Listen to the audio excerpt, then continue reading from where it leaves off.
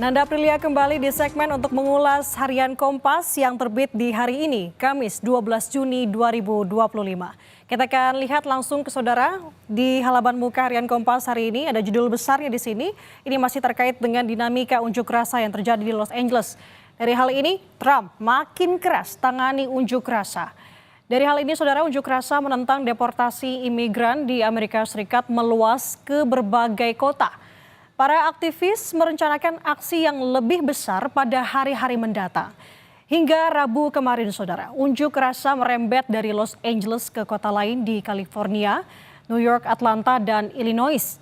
Kota Austin di Texas sudah merencanakan aksi turun ke jalan pada Senin depan. Trump, saudara, memperingatkan para pengunjuk rasa agar tidak memancing perkara dengan polisi jika tidak mau ditangkap. Dari judul ini juga menunjukkan di foto berita di bagian bawah bagaimana kondisi di sana. Di sini adalah kondisi ketika petugas patroli di Jalan Raya California bentrok dengan pengunjuk rasa di Los Angeles, Amerika Serikat. Dari Amerika kita akan bergeser ke tanah air, saudara. Ada berita juga yang dibahas di halaman muka harian Kompas mengenai pendidikan.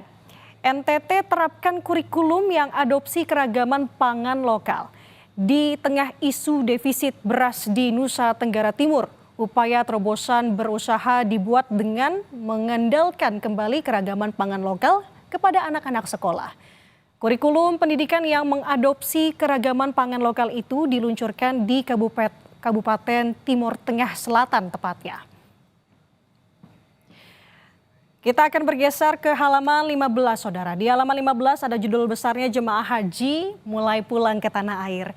Informasi yang disampaikan di sini, saudara, jemaah haji mulai pulang setelah menuntaskan rangkaian ibadah di Tanah Suci.